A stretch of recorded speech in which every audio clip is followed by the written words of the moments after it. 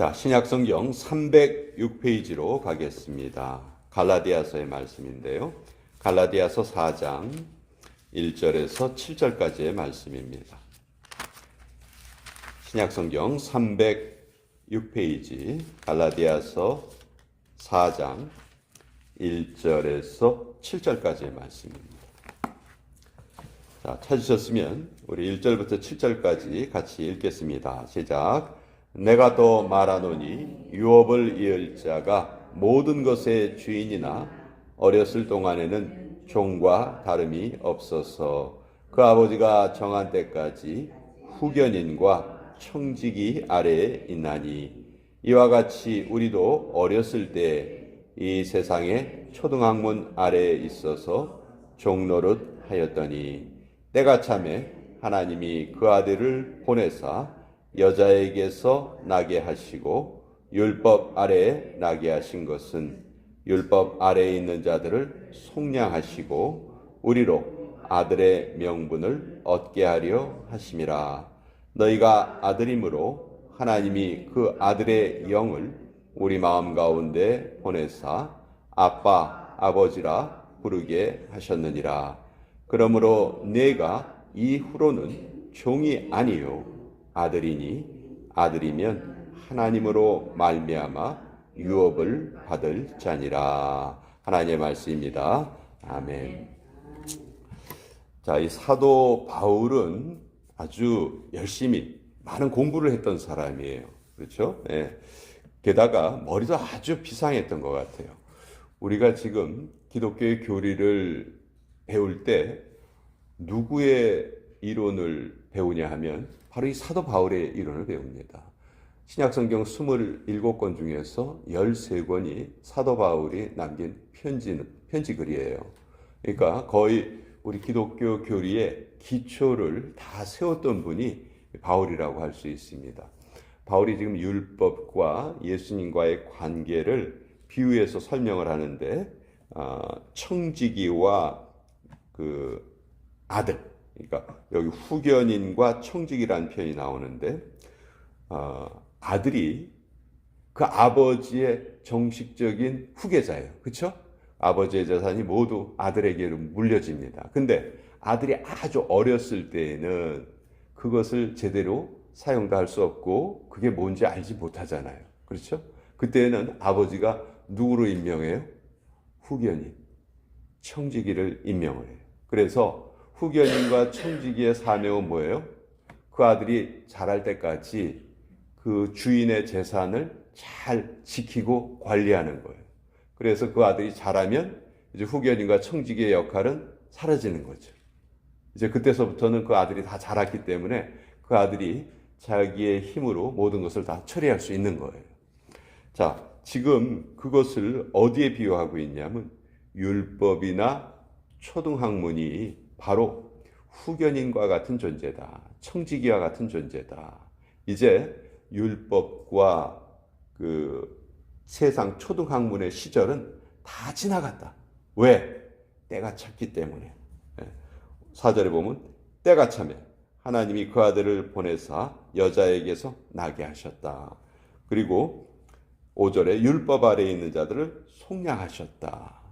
그러니까 이 이전에 예수님이 오시기 전에 살았던 그 사람들과 이제 예수님이 오신 이후에 사는 사람들은 완전히 다르다는 것을 지금 바울이 설명하고 있는 거예요. 그 이전에 살던 사람들은 율법 아래에 있었어요. 근데 그 율법이 주가 되는 것이 아니고 그 하나님의 후계자가 우리를 말하는 거죠. 우리가 영적으로 자랄 때까지만 그 역할을 대신해 주는 것이 율법이에요. 근데 이제 예수님께서 오셨기 때문에 율법은 더 이상 그 가치가 없다는 것이죠. 율법의 역할이 다 끝났다는 거예요. 아까 제가 설명드린 것처럼 그 아들이 성인이 되면 이제 더 이상 후견인이나 청지기가 필요 없는 것이죠. 그 아들이 모든 것을 다 할 수 있어요. 그걸 지금 설명하고 있는 겁니다. 자, 그럼 세상의 초등학문은 사람들이 쉽게 알 수 있는 기초적인 원리예요. 옛날 사람들은 별자리를 보고 또 인간의 운세를 점치기도 하고 뭐 그렇게 했죠. 또 뭐 날도 길일이 있고 흉일이 있고 또 이사를 할 때도 아무 날 이사 못 하죠. 우리 한국 사람들이 그런 거 아주 잘 알죠. 언제 이사해야 돼요? 손 없는 날, 손. 저는 그 손 없는 날이 옛날에 어떻게 이해를 했냐면, 야, 이 손이 없으니까 짐을 못 옮기는구나. 그러니까 손 있는 날, 그 손 없는 날 해야 되는구나. 그렇게 생각을 했는데 그 손이 그 손해본다는 의미예요. 손해본다는. 그러니까 이사를 하는데도 손해보지 않는 날을 택해서 해야 된다는 거예요. 그러니까 그게 음력 9일, 그리고 끝자리가 음력 10일, 0으로 끝나죠. 그러니까 9하고 0으로 끝나는 날은 손해를 안 본다는 거예요. 그러니까 이삿짐 센터가 평일날은 일을 하고 싶어도 빈둥빈둥 놀아. 사람들이 안 찾아와. 근데 음력 9일하고 10일, 20일, 30일에는 그냥 사람들이 득식을 해. 그러니까 그날도 일을 많이 하고 싶은데 물리적으로 많이 못 하잖아요. 그렇죠? 그러니까 옛날에 그런 체제 하에서는 이삿짐 센터가 돈을 벌 수가 없는 거예요. 그렇죠? 그러니까 막 그 바가지 요금 씌우고 그랬던 게 기억이 납니다. 또 사람이 죽어도 뭐 묘자리 따지죠. 그 묘자리가 좋으면 후손이 뭐 복을 받고 어쩌고 저쩌고. 근데 이런 것들이 다 가치가 없는 거라는 거예요. 의미가 없다는 거예요. 우리 크리스찬이 돼서 제가 제일 좋은 것 중에 하나가 뭐냐면 자유함이 있다는 거예요. 우리 이사할 때 날 안 따집니다. 그냥 나 편한 날 하면 돼요. 그렇죠? 우리 묘자리 쓸 때 그거 신경 안 써요. 우리 다 주님 안에서 부활할 존재들인데 뭘. 우리 묘자리에서 복 받는 사람들이 아니고 하나님에 의해서 복 받는 사람들이라는 거죠. 그래서 지금 그거를 말하고 이제 두 가지 선물을 우리에게 하나님이 주셨는데 4절에 보시면 하나님이 그 아들을 보내셨다 이렇게 말씀하시고 또 6절에 보시면 너희가 아들임으로 하나님이 그 아들의 영을 우리 마음 가운데 보내셨다.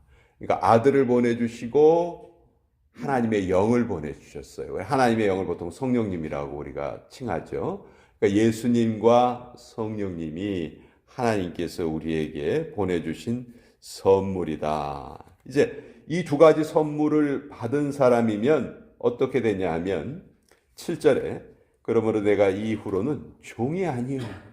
율법이라든지 초등학문의 종이 될 수가 없다. 아들이면 하나님으로 말미암아 유업을 받을 자니라. 여기에 유업은 상속이란 말이 더 쉬운 말이에요. 상속자라는 거예요. 우리가 하나님의 상속자. 하나님이 가난하십니까? 하나님이 능력이 없으십니까? 아마 내가 어떤 사람이 우스갯소리로 그런 말을 하더라고요. 제 소원은 재벌 2세가 되는 겁니다. 그런데 우리 아버지가 노력을 안 해요. 뭐 그렇게 우스갯소리를 하더라고. 여러분, 세상 사람들도 좀 힘 있는 사람의 아들이 되면 그 좋아합니다. 뻑입니다. 근데 우리는 누구의 상속자예요? 하나님의 상속자다. 그러니까 우리가 어떻게 살아야 되겠어요? 어깨를 좀 쫙 펴고 당당하게 그렇게 살아야 되겠죠. 자, 우리 4절에 보시면 때가 참에라는 구절이 있어요. 때가 참에. 이 때가 참에라는 이 말이 예수님께서 이 땅에 오실 때 하나님이 그 아들을 보내시는데 때가 찼을 때 보내셨다. 이거는 모든 조건이 완벽하게 구비되었을 때. 여러분, 이스라엘이란 나라의 위치를 보면요. 전 세계 지도를 보면 아시아와 유럽과 아프리카가 딱 만나는 지점이에요. 세 대륙이 거의 만나는 지점. 그래서 누가 이스라엘의 위치를 지구의 배꼽이다 그런 표현을 했는데 정말 제일 중요한 세 대륙이 만나는 그 지점에 예수님께서 오셨습니다. 그리고 정치적으로도 아주 정확한 때에 오셨어요. 그 당시 예수님이 이 땅에 오셨을 때 누가 세계를 지배하고 있었냐 하면 로마가 지배하고 있었어요. 로마는 모든 길은 로마로 통한다 그런 말이 있을 정도로 로마는 무엇을 열심히 했냐 하면 길을 열심히 닦았습니다. 그 로마가 어느 나라하고 전쟁을 한다 하면 군인이 먼저 가지를 않습니다. 먼저 공병대가 가요. 그래서 길을 쫙 닦아놔요. 그리고 그 닦아놓은 길 뒤로 로마의 전차부대가 갑니다. 그러니까 로마를 당할 수가 없었던 거예요. 어떤 왕국도 로마한테 2주일 이상을 버틴 나라가 없었다. 그런 말이 있을 정도로 그 전에는 로마가 길을 닦아놓기 전에는 이런 그 복음이 전파될 수 있는 통로가 없었던 것이죠. 또 하나님께서 언어를 통일시켜 놓으셨어요.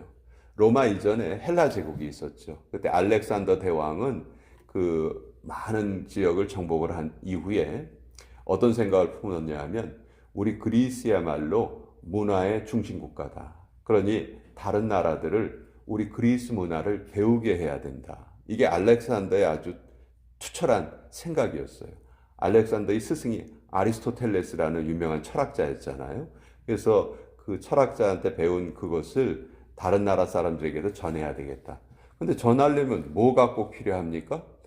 언어가 통일되어 있어야 돼요. 언어, 말이 통일되어 있어야 돼요. 그래서 알렉산더는 자기가 정복한 지역에 그 정복한 사람들에게 의무적으로 헬라어를 쓰게 만들었습니다.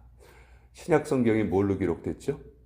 바로 이 헬라어로 기록됐습니다. 그러니까 하나님께서 예수님을 이 땅에 보내실 때 아주 정확한 때에 보내셨다는 거죠. 언어가 통일되어 있었다는 거예요.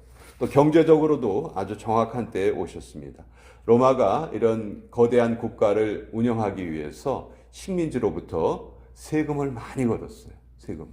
그러니까 여러분 사람들의 마음이 경제적으로 부유할 때 부르짖습니까? 힘들 때 부르짖습니까? 메시아를 바라는 그 마음이 언제 가장 강렬할까요? 힘들고 어렵고 사는 게 그냥 정말 고역일 때 하나님 우리에게 구원자를 보내주시옵소서 그런 마음이 생기잖아요. 바로 그때였다는 거예요. 그래서 하나님께서 때가 참에 예수님을 이 땅에 보내셨다. 도덕적으로도 아주 정확한 때에 오셨습니다. 로마가 망할 때 보면요. 특권층이 사치와 연락을 즐기죠. 지금 우리 시대보다 로마 시대 후기가 동성애가 더 극심했었습니다. 그러니까 도덕적으로 완전히 타락해 있을 때였던 거죠. 바로 그때 또 하나님께서 예수님을 이 땅에 보내셨다. 자, 우리가 이 갈라디아서 4장의 말씀을 통해서 깨달을 수 있는 것은 하나님께서는 정확한 때를 아신다는 거예요. 내 전후좌우를 정확하게 아시고 내가 누구인지를 알고 계시고 진정으로 내가 원하는 것이 아닌 나에게 참으로 필요한 것이 무엇인가 그걸 아신다는 거죠. 그래서 우리가 주 예수를 믿으라 그리하면 너와 내 집이 구원을 받으리라 예수님께서 이렇게 약속을 해주셨는데 이제 우리 예수님의 구원을 바라고 사는 우리의 삶이 계속 이어져야 됩니다. 그럴 때 우리는 진정으로 자유함을 누릴 수가 있어요. 이 갈라디아서의 주제는 그리스도인의 자유라고 말할 수 있어요.